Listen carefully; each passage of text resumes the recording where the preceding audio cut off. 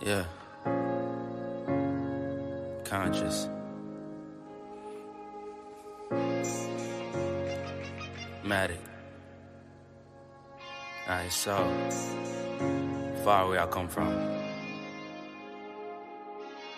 I sit and wonder about the times that it made sense. But nowadays I don't worry about what's past tense. My younger days I used to hang around with mad friends. If we just fell out, I don't really know what happened. A lot of people come around and keep you stagnant, distraction. So you don't show them no compassion.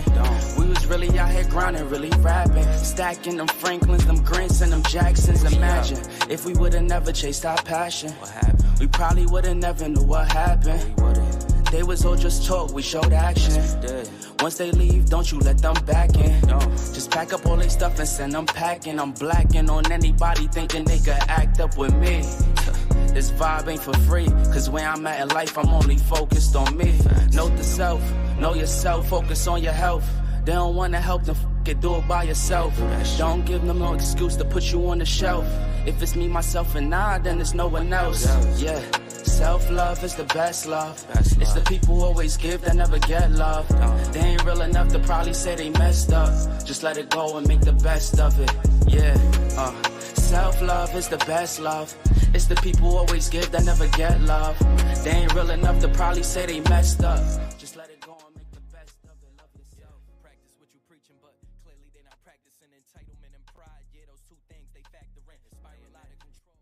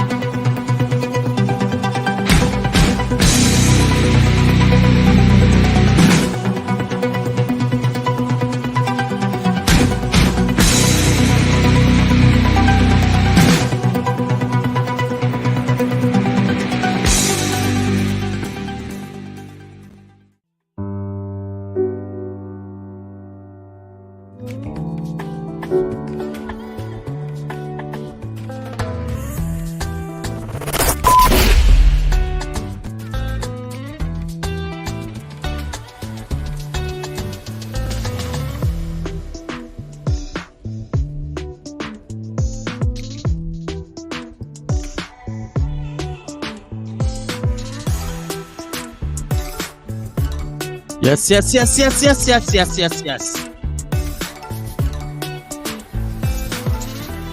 Yes, we are back again. I know it's Monday. You know, people, I don't love Mondays. But I love today. Shout out to Sean. Big up, bro. I'm telling you, big up, son.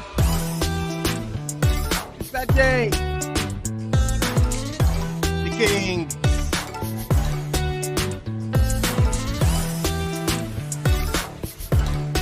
Big up, Sean. Happy birthday to you. All right. I'm telling you, I'm in the mood. Thank God it's Monday. It is what it is. So welcome to the show. Welcome to the show. It's all in the building. Heineken. Yes, today is Monday with these vibes. Welcoming everybody to come to the show. ISTV. It's a Continental Sport TV. This is how we do it. This is how we roll. You want to talk sport. You want to talk football. You want to talk soccer. And every other sport. Right here. Lock it in. I'm telling you. I'm not always here alone. I'm the greatest crew of all time, the GOATs. They're here in the building. Robbie also in the building. I don't know whether it's in Ibadan or Ife. Robbie's coming on to tell us where he is. Or whether it's in South Africa. I know one person who is joining us tonight. I can tell you where it is. Oshodi City. You know what I mean? This great guy, Kunle. Always in Oshodi. Big up, bro. Nubia Prince is also joining us. Massive. Big up, people. All right, please do me a favor. All right, this is how we do it. This is how we roll. It's all about sport. Please do me a favor once again. Smash the like on the video, subscribe, share this video. This is how we talk about sport. You can't find it anywhere. Man, this is different. This is different, absolutely different. From all podcasts of sports, this is number one. That's why we said one ISP. Yes. All right. Aggressive back in building. Smiling Manchester United. Coming on late. With that, I'm going to welcome Margaret. The lady in the building. Margaret. The match ended 2-1. It ended 2-1. Yes. At the same time, it was okay. It was great. The victory was great, even though the boys didn't play so well. But you know that because of the news we had that yesterday about the passing of our legend, which probably somehow affected the game. But I must say they fought to the end, and that 3 points was the important one. Massive. You're welcome. I'm sorry. I didn't say welcome. Sorry, guys. I'm sorry. Sorry, Nigeria. Sorry, Lagos, the world. Good evening from here. You know, we United fans, we are mourning, so please pardon us. Pardon me, actually. All right, you're welcome to the show. One love, sis. Thank you. Yaya Omidora. It's a Napoleon. It's also a Chelsea fan. He's going to tell me tonight which club is he going to support before the end of the season. Let me welcome him. But I'm going to ask him, which club do you support? Yeah, which club do you support? You're lying. Good evening, Don. Good evening, Margaret. Good evening to all our viewers and listeners. It's great to be back. I'm a fan of the sport, just like Robbie. Now Oh, I think we have. Ojoro Kasu. Which club do you support? I think we had an amazing weekend of football. Really, we had a couple of derbies in the Premier League. We have one tonight as well between Spurs and Fulham. And I think we need to give a particular team a lot of credit, and that is Aston Villa. I think they're only about 2 or 3 points behind the league leaders, which is quite impressive. Absolutely. Of course, Spurs are yet to play, so I think we deserve so much credit, and also Newcastle for the resurgence in the last couple of months since they had a slow start. So, all in all, let's get cracking on today's show. Done. I tell you, we are going to get cracking. Please smash the like on the video anywhere you're watching from. I'm going to call on Nubian Prince, and that's not fun to the call. It's not happy, but it's happy kind of. Welcome, Nubian Prince. The game ended 2-2. Yeah, we're going to talk about it. Good evening, US. Good evening, Europe. Good evening, Nigeria. And of course, good evening to everybody. Good evening, Margaret. Good evening, Shaya, and the other guys. Yes, it was really disappointing at the weekend, but for me, I choose to see the positives. And for me, I actually think that Arsenal did pretty well. Coming back, the officiating was horrible as far as I'm concerned.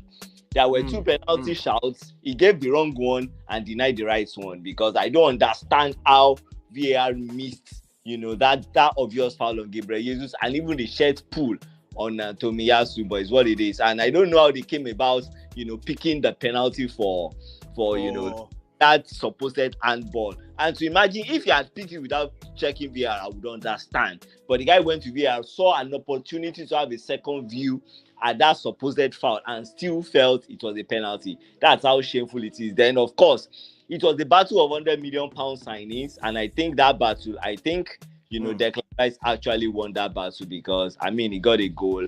Caicedo didn't even have a shot on target. So for me, but overall, 2-2 will be a fair result, considering the fact that Arsenal came literally from the dead, 2 goals down to actually rescue, and they could have won it late on. With that, chance by Nketiah, who for me, I think he rushed it.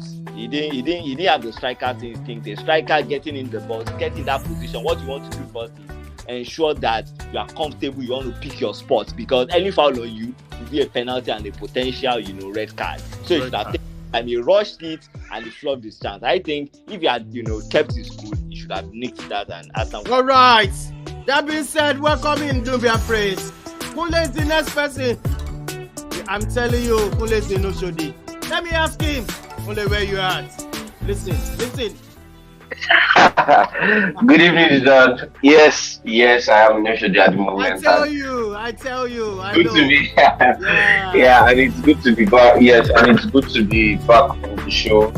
Yeah, like Margaret said, it's a period of mourning for Manchester United as we lost an icon. Arguably, if not the greatest player to put on shirts. We are coming there. Yeah. We're going to pay him a tribute. I'm telling you. Yeah. So it's a money, but still it didn't take away what was an exciting weekend of football, and can't wait to dissect everything on the show. All right, let's go. Now, Prof, you're live. Hello, everybody. Yeah, it's good to be on the show. Now right. a lot of people now know what Chelsea what we like. Yeah, exactly. Let's get into the show. Thank you very much. All right, let's go. With that spirit, I'm telling you, you have to smash the like on the video for this guy. I'm talking about Chelsea fans. They're happy with their head raised. Yes. All right. Now this plan man studying. I'm going to call on Robbie. Robbie's going to tell us, pay tribute to this man. I'm going to display the man. I'm going to display put on the man on the screen. Robbie, you are welcome to the show. Go for it live. Good evening to you. For Kule, please hold your thoughts. Please hold your thoughts. I am making an entrance. Let me finish my entrance. So good evening to you, Dudon. Good evening to the guys in the house. It's good to be here once again. I tell you, it's good to be here. First and foremost, starting from Nigeria. Yesterday was the Southwest Derby between Remo Stars and Sporting Lagos, two very amazing clubs right here in the country. Talk about social media, talk about everything that they have done to project the Nigerian League in a positive light. These two teams are more or less the tip of the spear for Nigerian football. And of course, Remo Stars won that game yesterday. I was in Ikenne to see the game. Remo Stars won by 2-0. And of course, one of the players that I rapport with personally got the winning goal by the name of Sikiru Alimi. So that is more or less like a recap of how things are panned out here in Nigeria. For Eyimba, they lost against Wydad Casablanca. That is the African Super League. And of course, a lot of things that needs to be done as regards that team if they want to peep with that Casablanca in the second leg. And from there, let us move to Europe where we saw a lot of action.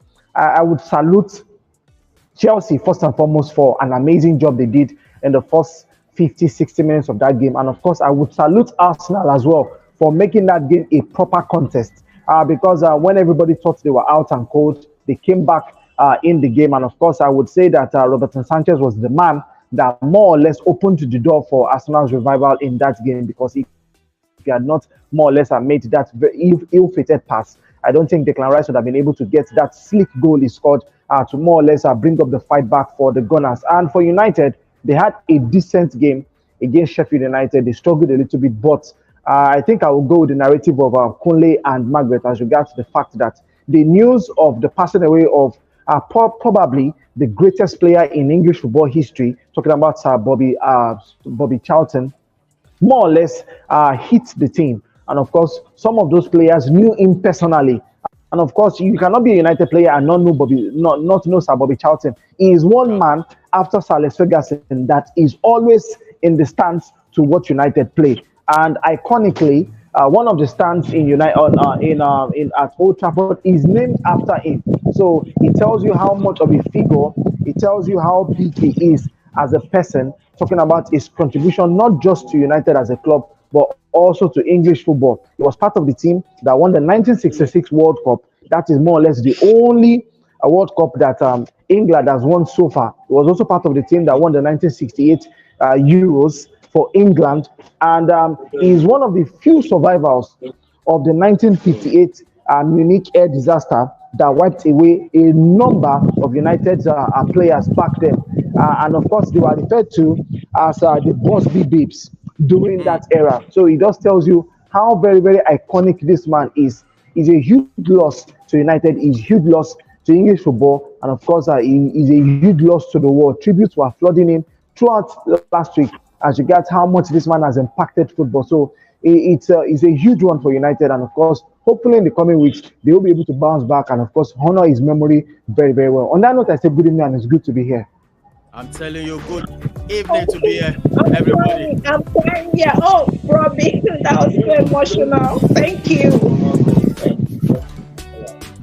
All right, welcoming everybody to the show. Respect to this great man. I'm talking about Sir Bobby Charlton, 1937 to 2023. Rest in peace, boss. Legend of the game. All right. I'm telling you, salute. Yes, Kunle, quick one on Bobby Charlton, Kunle. Yeah, I think Robbie has, he said he said it all. I mean, Bobby Charlton is more or less the face of Manchester United. I mean, I think after Sir Alex Ferguson, who is, of course, the greatest manager, or let me say the biggest figure in the club, or the biggest personality attached to the club, Sir Bobby Charlton is the next name that comes to mind. And, there's nobody who passes through the club, even if you are there on loan for 6 months. There is nobody who will not know or hear about the exploits of Bobby Charlton, I mean, and it's not just even about Manchester United, even for the England national team. I mean, he played football at a time where, when you had the likes of Pele, Alfredo Di Stefano, Frank Puskas, Bobby Charlton was in the league so he was in that league of the best players of the world, during the 50s, 60s, and he's someone that would definitely be missed. But our life cycle always comes to an end at a point, and he lived a very good life. He died at the age of 86, and one thing is very sure is that his name is not going to be forgotten. I mean, Bobby Charlton is a name that even in the next 50, 100 years, if Manchester United still exists as a club, Bobby Charlton's name will still be remembered. It's never going to die. It will always be remembered. Yeah. Absolutely. All right, let's get straight into this. Today is Monday, people. We want to do results review. Game 9. Game 9. That's the results for game week 9. Liverpool beating Everton. A lot of controversy in this game, talking about VAR. We are going to discuss that as well. Wolves beating Bournemouth at home, and also Brentford beating Burnley. Everybody's beating Burnley mercilessly 3-0. Man City beats Brighton 2-1. Ended the game. And Newcastle flying 4-0 over Crystal Palace. And I'm telling you, the game ended in draw between Nottingham Forest versus Luton. Also, draw soup on Saturday between the Londoners. 2-2. The game ended. They'll come and tell us what actually happened. Why Chelsea couldn't hold on and let it be club as usual. I'm telling you, Manchester United beating Sheffield United. Thank God for that goal from Dalot. Colin Cove of that beautiful goal. And also Aston Villa also flying. Tonight is going to be Spurs versus Fulham. After this show, the game is still continues. And today we're still going to look at the preview of the Champions League we have tonight. So a lot to be talked about today. Let's move on. There's the EPL League. Man City 21 points. Arsenal 21 points as well too. Liverpool 20 points. Tottenham also 20 points. They could be at the top of the league if they win over Fulham.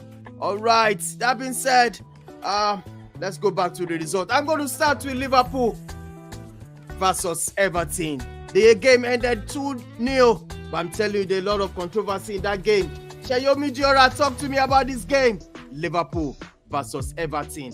What actually happened in that game? People are talking about the VAR. Do you agree that Everton were robbed in that game? Talk to me, Shayomi Diora. You're welcome to the show once again.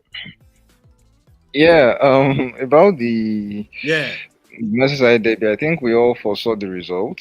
But I actually think on the day, Everton fought pretty well, particularly defensively, where I think they were sturdy for large periods. I think Liverpool's Salah's first penalty or Salah's first goal was in the 75th minute, I believe. Yeah. Despite Ashley Young's early or first half sending off, they defended pretty decently to at least keep Liverpool out. But I think the particular turning point for me was when Konate was not booked for stopping a counter attack for Everton.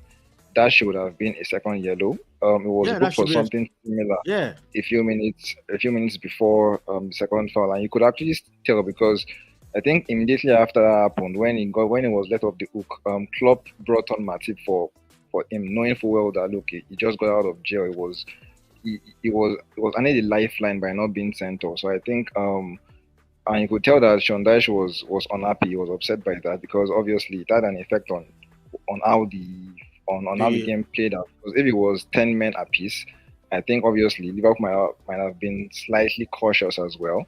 And that might have given Everton some level of confidence, knowing that look, they didn't have the man disadvantage anymore. So I think they have a right to feel aggrieved by the referee not sending off Konate. But I think that was the only issue I had with the game. The penalty was obviously handball. Previously I had issues with proximity, where I think for this one the ball had actually traveled quite a distance before Mike Elkins, and I could tell that his hand was obviously away from his body. He made his body unnaturally bigger, so that was a penalty. So I had no issues with that. So I feel the only issue was the Konate non-yellow card that should have been a second yellow card for him.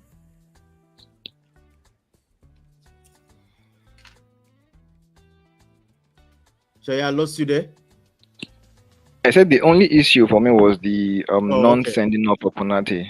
But also we need to give credit to Salah. I think he has scored Liverpool's last 4 goals. He scored 2 against Brighton, scored 2 on the weekend. So he's on fire, scoring goals, assisting goals. He currently leads for goal contributions in the Premier League this season. So yeah, credit to him for constantly being so consistent for Liverpool.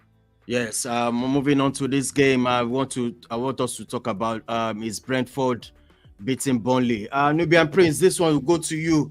Don't you think Burnley could be relegated? I mean, they are just everybody's beating Burnley, but they are playing good football. Well, who good football help? Who counter pressing?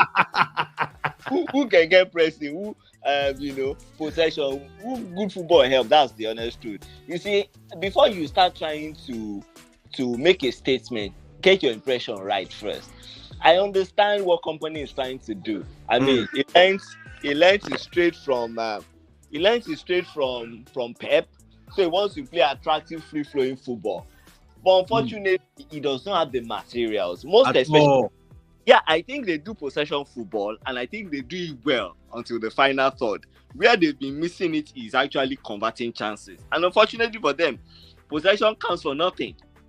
You need to score goals to win games, but they're not scoring goals. I think so far so good. They've not even scored up to 5 goals this season in 9 matches. That's awful.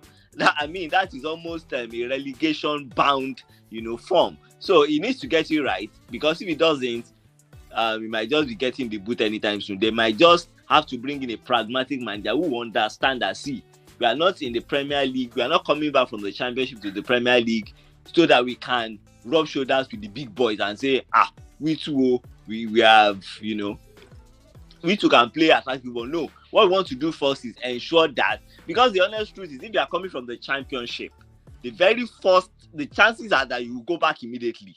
If you survive the first season, you might not survive the first season syndrome. It happened to Leeds United. So they have their first litmus test this season. Next season, even if they survive, but at least let them survive now. But it's not helping himself. So the first thing he needs to do is either he he works on the shape of the team and stop this possession thing, jettisoning possession to teams and try to be studied defensively and eat them on the break, or just rely on long ball, dead ball situations to get goals and then be very difficult to break down, or he gets a striker. But I don't think he can get a striker now until January. So he might just have to be pragmatic, play ugly football and start raking in the points. Because if you are bottom of the league as at Christmas, your chances of survival is as good as that. All right, thank you so much, Ruben Prince. Moving on to Man City. They beat Brighton. I couldn't believe it. But then those two guys, that powerhouse of Man City, Haaland and Alvarez, making it to Brighton were beaten. Yes, at the Etihad over the weekend. Kunle, what do you feel about the game? Haaland is back with that beautiful goal. Well, you could see from that goal, like it was like maybe. Show that ticket anywhere. No, I'm trying to what you said about Haaland's goal. I said it looked like as if he was really vexing, like it was a goal that he really needed, because I think maybe him not scoring for like the past 4 games, or is it 5 games, maybe it kind of really got to him, and you could really tell that goal really meant so much to him. Well, it was always expected that City were going to beat Brighton. I mean, they had Rodri come back, and they were in control of the game. Yes. Brighton scored 1 back, but City, as we know, they know how to grind results, keep it cool, hold it down, and so I see it as a routine win for City.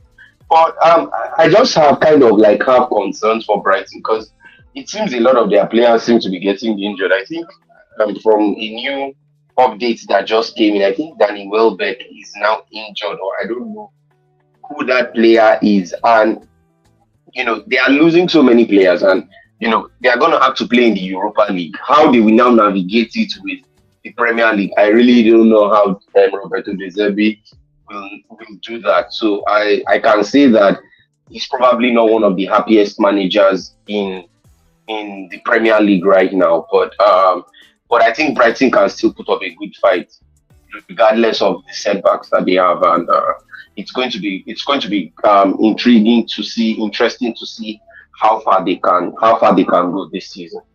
All right. Because of our time, we are going to move on to the review of this game: Newcastle versus Arsenal. Chelsea versus Arsenal. All right, that game ended in 2-2 draw soup. The Sabres draw. I thought Chelsea were going to nick the win, but I'm telling you, Arsenal fought back. So I'm going to start with Chelsea fan. That person, Prof, is going to tell us. He actually texted me. Prof said we are the Arsenal brothers. House full of for preview. The house was filled up. But now find them anymore. Don't mind them. Only a look, I mean, that game.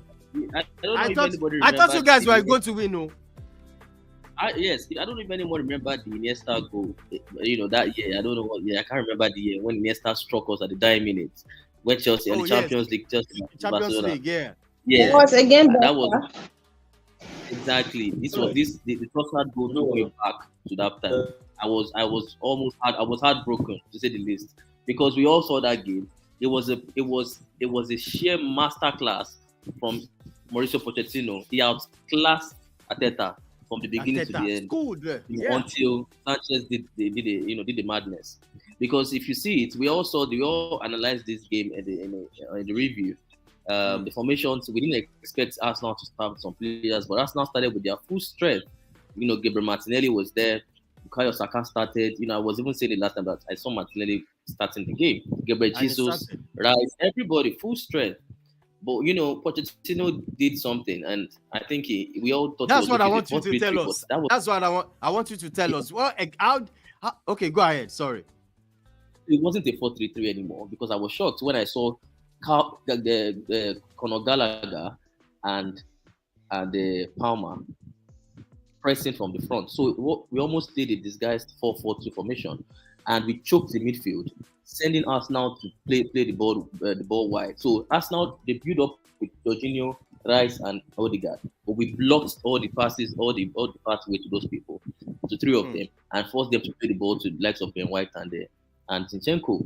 That was how, that was the first half, and that was how Chelsea nullified the threat, Arsenal's threat. They seemed very clueless. They couldn't string passes together. Chelsea was right in front in their faces. And it was, like I said, it was, I didn't understand what I was watching. I was shocked myself. I was really, really shocked. But it was like I said, it was a tactical masterclass one. But until the 77th minute, when Sanchez did what he did, gave the ball away, moment of madness everywhere, cruising to that game. Crazy. After the second goal by Modric, I was holding my head. I was already thinking, this is it. We have turned the corner. Everybody was going. I was preparing my speech for this show, but they spoiled my speech. Margaret, you didn't laugh.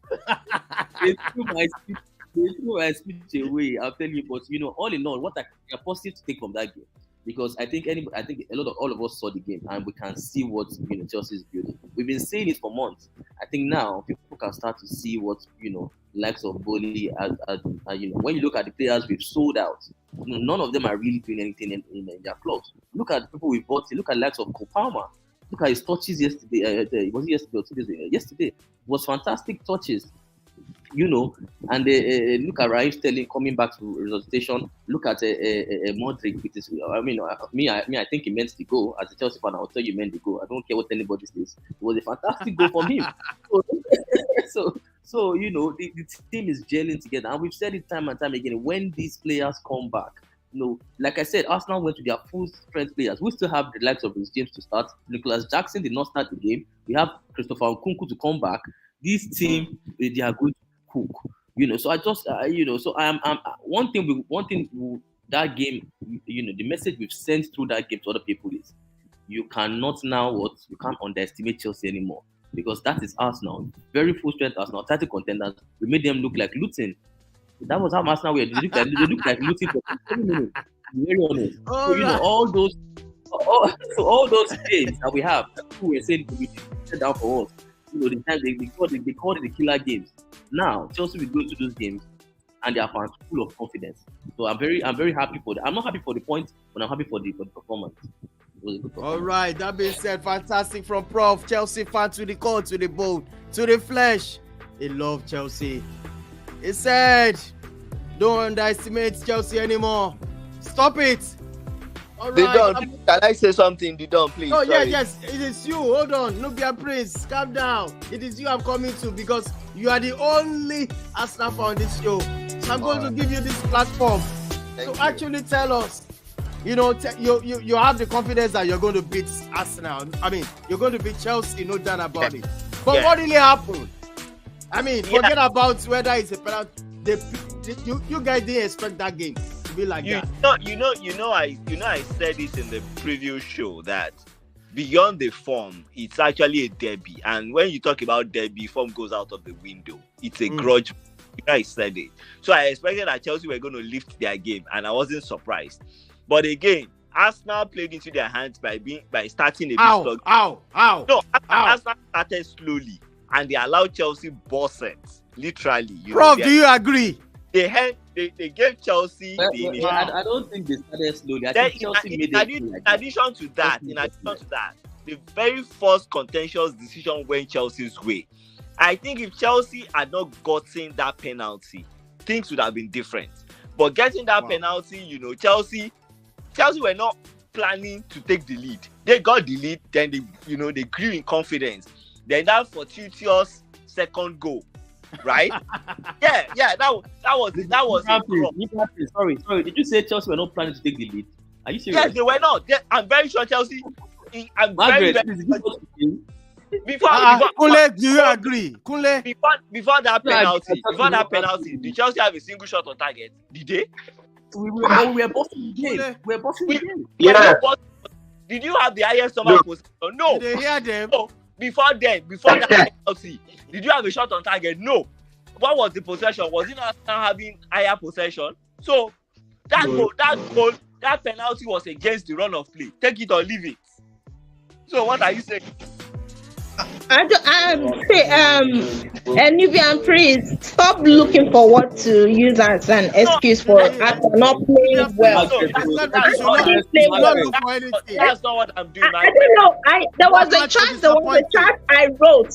There was a chat I wrote on the preview show. I wrote it on a chat that one early goal is going to destroy Arsenal morale, and that was what happened.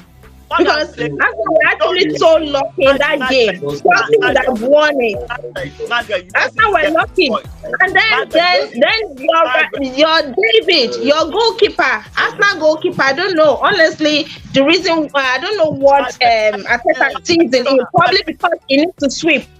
Margaret, you don't seem to get my point. I'm not saying the early goal will not destabilize. All I'm saying is before that goal, Chelsea did not have a single shot on target. There was no template. There was no. But at the end of the day, at the end of the match, who had more shots on target? It was Chelsea. Margaret, calm down. No, answer me. Who had more shots on target? It's not about how you start. It's how you end. We are talking about a title contender, a club who they said they are title contenders against a struggling Chelsea side. Margaret, I just hold on, Margaret. Let's hear him. In a derby match, form goes out of the window. Even if Barca they die, once they see Real Madrid, they will step up. It's normal. Even if Manchester United they die,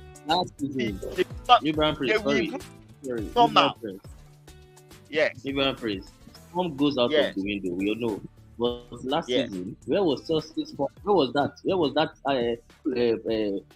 goes out of the window clause? You guys beat us home and away last season, right? Yes, so this is a different situation. Of course, Chelsea has improved. Of course, Pochettino is Pochettino. Say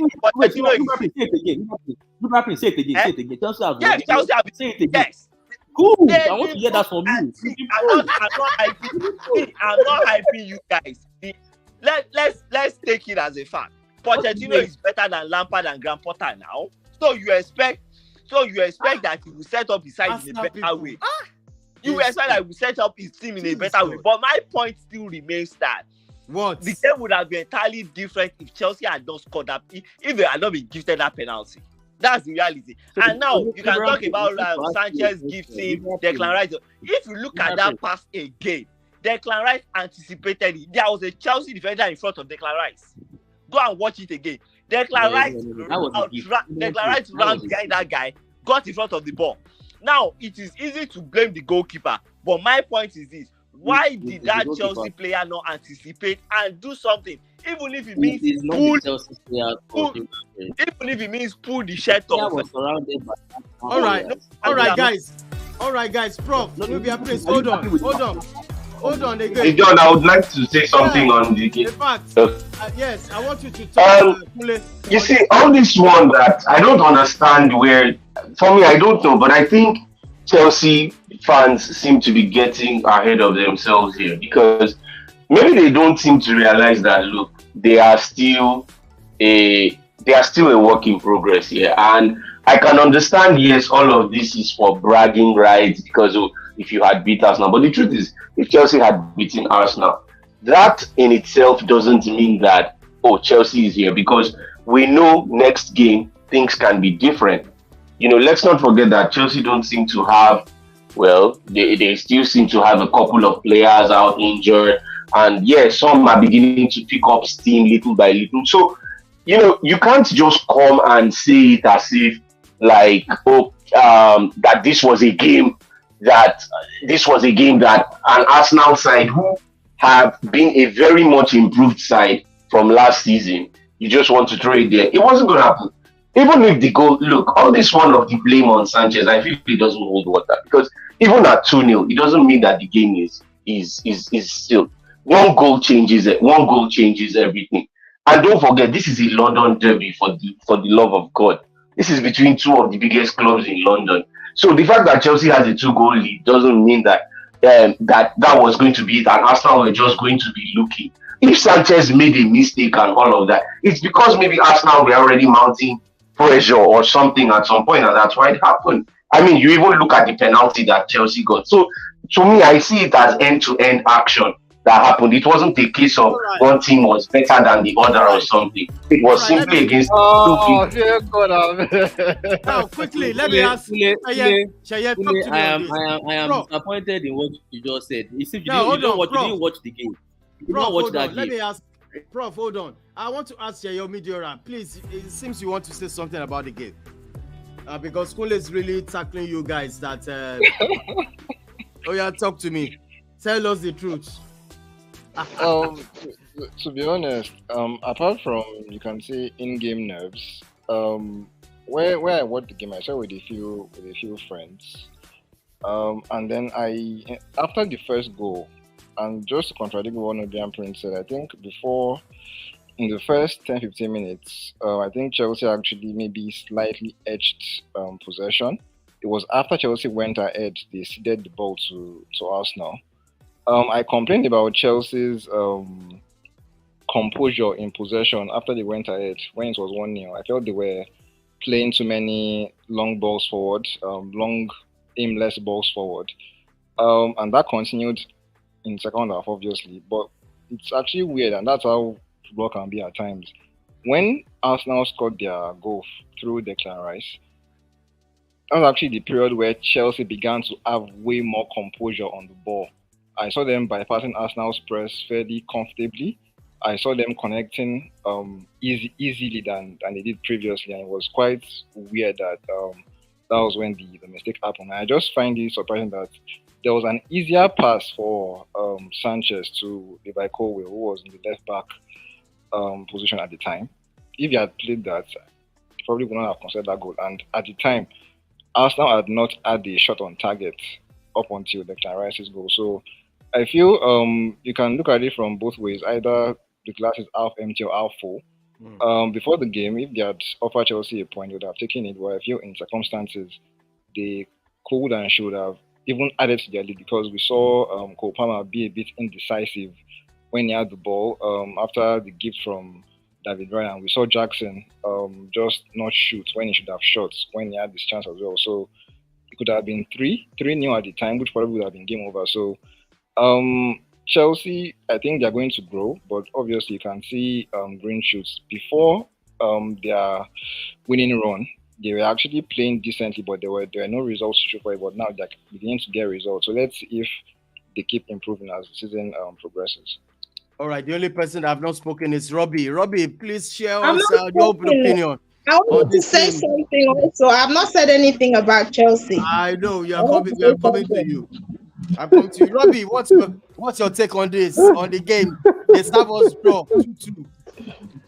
Well, I think first and foremost, like I said, from what I saw, I think the game was a very entertaining game. It lived up to the hype as being a London derby. For Chelsea, they were in the faces of Arsenal from the blast of the whistle. In fact, the first 2 minutes, it was more or less like you have to be asking yourself which team is the better team here, or which team is in a better form than the other one. And of course, it looks like Chelsea answered all those questions in the first few minutes of that game. Well, I think nobody's really talking about this talking point, which is something I want to highlight. Before the penalty shot came about, Cole Palmer had a stamp on an Arsenal player. For me, I think that is one offense that should have been greeted with a red card and not a yellow card in that case. So nobody's really talking about that. If a red card had been issued, I don't think there would have been a case of Cole Palmer doing any magic in that particular match. But for the referee, he thought otherwise. Okay, no problem. For the referee, he thought otherwise. So that is that. For the player, for Cole Palmer, it was amazing in that game. It was more or less the center of everything good that Chelsea had in that particular game. And one impressive thing about him is the fact that this man had to switch from Manchester City to Chelsea, and he has adjusted as fast as possible into this team and also into the English Premier League. And of course, we will begin the argument as regards how some players have not been able to settle. I'm so sure we will not leave this place this night. But I think for the second goal, Mudryk was, I don't know, should I say was lucky or more? A fluke. Or from my own aspect, I would say maybe he tried his luck after seeing that David Raya was off his line. And for a player to have been able to look up and spot the goalkeeper, I will not want to call that a fluke. So I will take it as an intentional attempt, just to try his luck. And of course, it paid out for him. So it was a big gamble, but it paid out very, very well for him. And I will tell you that for Davinson Sanchez, I think it was the game against Brighton. It was also culpable of some very, very terrible passes from the back, or clearances, if you actually allow me call it that, in those games. And in the game against Arsenal, those bad deeds actually came to knock on his door. Because I will always say it, in the last stages of a game, play the ball local. There is no point to be cute with the ball. I hate back passes to goalkeeper. Tear it, lamba it, balloon it, the way we say it right here in Nigeria. Let that ball get missing and allow your team to regroup. But you see goalkeepers make this mistake time and time again, and it comes back to bite them in the back. David Raya was very, very lucky that more or less the same thing he did against Chelsea was not punished. And for David Sanchez, he was actually punished in his own case. And I guess that was more or less what opened the door for Arsenal to be able to come back into that team. And I tweeted that day saying that if Arsenal are looking for a leveler, or they are looking for a winner in the dying stages of a match, any match, they are very, very dangerous. We saw it against Manchester City in the game that was played before the international break, and of course in the Community Shield. Arsenal are very, very dangerous when they are looking for a leveler or a winner in the dying stages of a game. So I think overall it was a very good game. Yes, who deserved the point better? I would say Chelsea deserved the point more than Arsenal, because Arsenal actually just came into the last minute of the game. But overall, it was a good game, and of course, both coaches cannot complain. All right, remaining Margaret. Margaret, what's your submission on that game? Chelsea too. Okay, quickly. I just want to say a few things because of what Nubian Prince was just talking about. Before that Arsenal game, if you had asked some Chelsea fans, let's say 10 up to 10 Chelsea fans and non-Chelsea fans, ask them what would be the outcome of that game. You would have been Arsenal is going to win from the beginning. Even then, Chelsea, their fans don't even know that they're going to win. But for Chelsea to go into that game from the beginning till the end, and they were able to fight to even score goals. I knew they were going to score goals, but not up to 2 goals. I didn't even know they were going to lead. So I feel that Chelsea have done it now 3 in a row. Okay, they won back to back, and then they drew this one with Arsenal, which was a big thing. It means that we're seeing a new Chelsea. Chelsea have finally come up. And then Modric finally got his first Premier League goal. Then it's something that I actually need to say Chelsea are back. So congratulations to Chelsea fans. Congratulations. Thank you so much. We are back. Watch out. People should watch out. Man United, Spurs, everybody watch out. We are back. Watch out. We will have this discussion. You don't spoil show with that now. Leave Man out of this, yeah? Leave Man don't spoil show. Why you next? Akule will understand. Right. They say he didn't see what we do. They will see it when we play against you. They will understand. We are back. All right. Let me quickly touch this one. Manchester United versus Sheffield United. There's the only person I'm going to call more than to talk to Kunle. Kunle, we still don't have style of play. We still play like something is. I guess style now.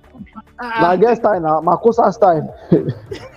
So I've already said it that look, what we should just hear is get the 3 points and move on. If you are still looking for a style of play and all of that, it is going to be a long season. Because look at that game. Just start from the back. Victor Lindelof. I don't know, but I think I would say Victor Lindelof was the best player on the night, because the mere fact that he was playing at left back and he was actually able to even push forward. And not forgetting that he even gave the assist for the winner from who scored the winner? Dalot. From Dalot, yeah. He was the one who played the pass, and he did this up front. So for me, I see Victor Lindelof as the best player because it was surprising. But the thing is, can you have Lindelof do such a thing like that? Because we don't have a left back at the moment. So all 3 options are out injured. Even the alternate right back is out injured, and I think this thing will disrupt the flow. I'm not saying if they were there that maybe they would be. Quickly talk about the midfield. I think that's where the problem lies. Yeah, well, to the next game, even this Copenhagen by tomorrow. Yeah, it's sorted out. Yes, but the thing is, the midfield don't work in isolation. The midfield is in tandem with both the defense and the attack. And that's why I feel once the back, there's a problem from the back, the midfield is equally going to have a problem. So for me, I don't think I will see anything from the midfield. If you like, play Hannibal, play McTominay, play Amrabat and Casemiro. Look, there are still going to be issues because I feel there is just no synergy in the team starting from the back. So whatever happens, whatever midfield pairing, nothing is going to change as far as I'm concerned. All right, Margaret, talk to me about that game. Sheffield United, Manchester United. 1 minute. Honestly, that game, well, apart from the fact that we got that 3 points, nothing to write home about. Like you said, there was no style till now. Sometimes I look at what is going on, like Sheffield United were ahead of United from the beginning of the game till probably towards the end of the game. It was as if the United players actually have no clue. They were so probably confused on the field. And then you see wrong passes. They tried almost everything. It didn't work out. At the end of the day, they resort to throwing long ball, and it still didn't work out. What I also observed at that game, I think it is time that Rashford starts from the bench, and let's give Garnacho a chance to start. That's just all. All right, people. Yes. Oh, I just wanted to add something though, that people tend to look at it that Manchester United should have had it easy against Sheffield United. But I just need to remind people that even Manchester City needed a late goal from Rodri to win. Tottenham Hotspur needed 11 extra minutes before they could beat. Leave that team. Leave that team. Other teams that they play against, beat them blue-black. Leave that team. I beg you. Wait, I am just trying to point out that we should understand that sometimes when you go to the base of these teams, it becomes very difficult to play them. And I think this Bramall Lane, yes, Sheffield United have not got to the point, but clearly they are making it difficult for teams to get results because people have not been getting. Okay, yes, you can point to the 8-0 against Newcastle, but after that, which team has been able to do that? I just pointed out Manchester City and Tottenham, who have been on a good run of form, struggling, needing late. So, so I just wanted to point it out that we should not just look it like as if going to play Sheffield United is going to be a walk park. That's all. All right, thank you all, guys. If you walk in the park for United, if you walk in the park for a team like United, it was a shambolic performance by United. All right. All right, because of our time, we won't be able to do the best players in EPL this week because we still have one game to go. That's Spurs versus Fulham coming up later. Not too in a moment, so the game will start. So we won't be able to do the best 11 this week. So probably it's going to be next week. On this one, guys, I want to thank you all guys so much. Nubia Prince, thanks for showing up on this one. One love, bro. Thanks, Didon. It's a privilege. Thanks, I appreciate it. Thanks. All right, thank you so much. Kule, thank you so much. My regards to audio show the people. One love, bro. Always a pleasure, Didon. Thanks a lot. All right, Shayomi Diora. One love, bro. Thanks, Didon. Always a pleasure. Next time you beat Arsenal, don't worry. Don't worry. Hopefully. All right, Prof. One love. Thank you so much, Don. Thank you. All right. Thank you. All right. Robbie, it is what it is. All right, Didon. Thank you so much. Happy birthday to your son as well. My regards to him. Much. All right, thank you. Margaret, thank you so much, Margaret. Yes, thank you very much for having me, and happy birthday to our boy. Yeah, thank you. On this note, I want to thank everybody showing up on this one. This is how far we can go tonight. It's been a fantastic weekend so far. So we'll be able to do the best 11 this week because of the next game coming up in a moment. I'm talking about Spurs versus Fulham. The game is going to go down in a jiffy. So, all right, that being said, please smash the like on the video, subscribe to the channel. Once again, Don is signing out on this one. Bye for now.